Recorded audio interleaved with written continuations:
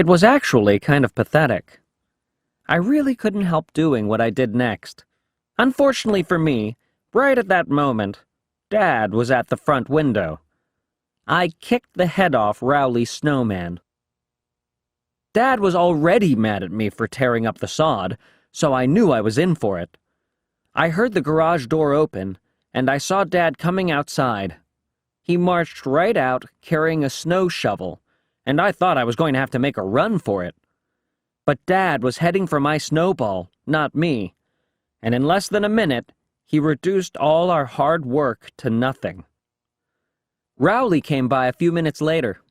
I thought he might actually get a kick out of what happened. But I guess he had his heart set on rolling that snowball down the hill, and he was really mad. But get this, Rowley was mad at me for what Dad did. I told Rowley he was being a big baby, and we got in a shoving match. Right when it looked like we were going to get in an all-out fight, we got ambushed from the street by 1,000 snowballs.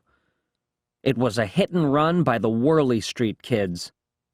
And if Mrs. Levine, my English teacher, was there, I'm sure she would have said the whole situation was ironic. Wednesday. Today at school, they announced there's an opening for the cartoonist job in the school paper. There's only one comic slot, and up until now, this kid named Brian Little has been hogging it all to himself. Brian has this comic called Wacky Dog, and when it started off, it was actually pretty funny.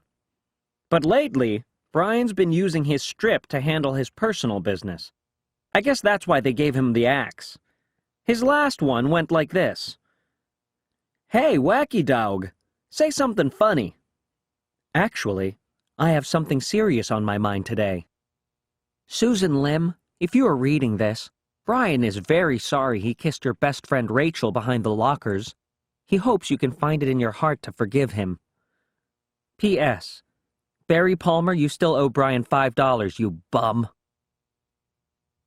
As soon as I heard the news, I knew I had to try out.